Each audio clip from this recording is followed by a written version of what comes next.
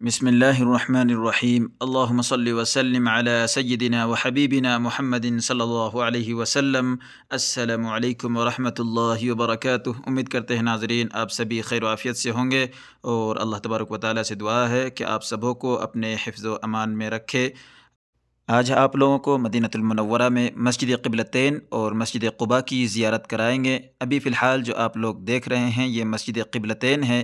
مسجد قبلتین تحویل قبلہ کے حوالے سے اپنا ایک منفرد تاریخی مقام رکھتی ہے۔ اس مسجد کو قبلتین کا نام بھی ہجرت مدینہ کے دوسرے سال حضور اکرم صلی اللہ علیہ وسلم نے اس وقت دیا جب آپ کو دوران نماز اللہ تبارک و تعالیٰ کی جانب سے اپنا رخ انور بیت المقدس سے مکہ مکرمہ کی طرف موڑنے کا حکم دیا گیا۔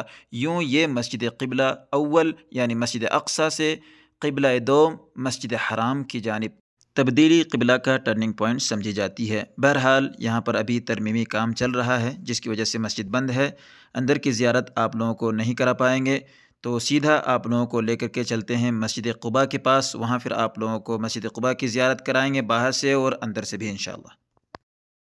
تو بہرحال ابھی ہم مسجد قباء پہنچ چکے ہیں۔ دیکھیں ماشاءاللہ تبارک اللہ کیا ہی روحانی منظر ہے، سبحان اللہ۔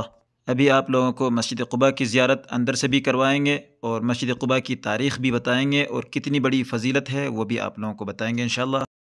ایک ایمان والا ہونے کی حیثیت سے اور اپنے دل میں نبی کی محبت رکھنے والے کی حیثیت سے ان جگہوں کی زیارت کرنا، ان جگہوں کی تاریخ کو جاننا اور ان کی فضیلت کو جاننا آپ کے لیے بہت ہی مفید ثابت ہوگا، آپ کے ایمان میں بھی اضافہ ہوگا اور آپ کے اندر، آپ کے دل کے اندر نبی کی محبت اور زیادہ بڑھے گی۔ تو ویڈیو کو آخر تک دیکھیے گا، بہت زیادہ فائدہ ہونے والا ہے۔ اس کی پوری تاریخ آپ کو بتائیں گے انشاءاللہ اور اندر بھی لے کر کے جائیں گے انشاءاللہ۔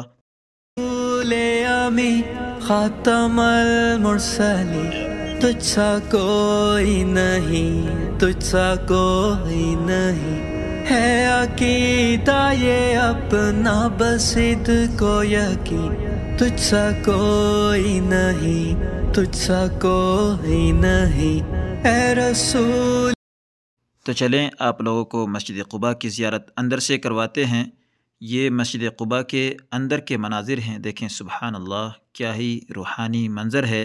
یہ وہی مسجد ہے جس کے بارے میں قرآن کریم میں ایک آیت ہے، لَمَسْجِدٌ أُسِّسَ عَلَى التَّقْوَى مِنْ أَوَّلِ يَوْمٍ أَحَقُّ أَن تَقُومَ فِيهِ رِجَالٌ يُحِبُّونَ أَن يَتَطَهَّرُوا وَاللَّهُ يُحِبُّ الْمُطَّهِّرِينَ۔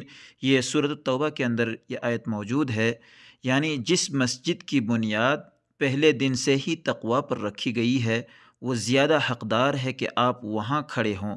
اس میں یعنی قباء میں ایسے لوگ ہیں جو طہارت پاکیزگی کو پسند کرتے ہیں، اور اللہ تبارک و تعالیٰ بھی ایسے طہارت، ایسی پاکیزگی، ایسے پاکیزہ لوگوں سے محبت کرتا ہے، سبحان اللہ۔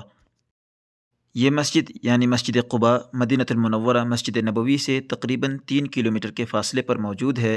یہاں پر نبی کریم صلی اللہ علیہ وسلم نے ہجرت کے موقع پر مکہ المکرمہ سے مدینہ المنورہ آتے ہوئے 14 دن قیام فرمایا، اور اپنے قیام کے دوران یہ مسجد تعمیر فرمائی۔ اسلام میں تعمیر کی گئی مساجد میں یہ سب سے پہلی مسجد ہے۔ رسول کریم صلی اللہ علیہ وسلم کی عادت مبارکہ تھی کہ ہر ہفتے کے روز کبھی پیدل اور کبھی سوار ہو کر قباء تشریف لاتے اور یہاں پر نماز ادا فرماتے تھے۔ بہرحال آپ لوگوں کو دوسری جانب سے مسجد قباء کی زیارت کراتے ہیں، آپ لوگ مسجد کی دیدار کرتے رہیں، زیارت کرتے رہیں، ساتھ میں آپ لوگوں کو اس کی فضیلت کے بارے میں بھی بتاتا چلوں۔ صحیح البخاری کی حدیث ہے، عن ابن عمر رضی اللہ تعالی عنہ قال كان رسول اللہ صلی اللہ علیہ وسلم یأتی قباء ماشیا وراکبا فیصلی فیہ رکعتین، یعنی نبی کریم صلی اللہ علیہ وسلم پیدل یا سوار ہو کر قباء تشریف لاتے اور 2 رکعت نفل ادا کرتے۔ مسجد قباء میں نماز ادا کرنے کے سلسلے سے اور ایک حدیث ہے، حضرت ابو امامہ رضی اللہ تعالیٰ عنہ اپنے والد سہل بن حنیف رضی اللہ تعالیٰ عنہ سے روایت کرتے ہیں کہ نبی کریم صلی اللہ علیہ وسلم نے ارشاد فرمایا، جو شخص مسجد قباء میں آ کر نماز ادا کرتا ہے اسے 1 عمرہ کا ثواب ملتا ہے۔ اللہ اکبر، کتنا بڑا ثواب ہے۔ جب بھی آپ مدینہ المنورہ آئیں تو مسجد قباء ضرور تشریف لائیں اور یہاں پر نفل نماز ادا کریں، کتنا بڑا ثواب ہے۔ دیکھیں پورا 1 عمرہ کا ثواب ملتا ہے، سبحان اللہ۔ ویسے باہر سے مسجد قباء کے مناظر بہت ہی خوبصورت لگتے ہیں ماشاءاللہ۔ اس کے چاروں کونے میں 4 منارے ہیں اور ساتھ میں گنبد ہے۔ بہرحال نبی کریم صلی اللہ علیہ وسلم جب مدینہ المنورہ پہنچے تو آپ صلی اللہ علیہ وسلم کی میزبانی کا شرف حاصل کرنے کے لیے ہر مسلمان بیتاب تھا۔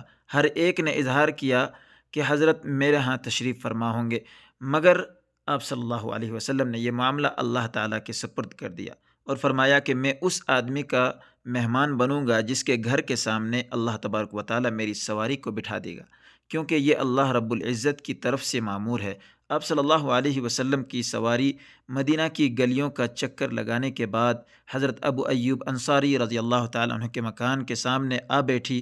انہوں نے سامان اٹھا کر اپنے گھر رکھ لیا اور آپ صلی اللہ علیہ وسلم انہی کے مہمان ٹھہرے۔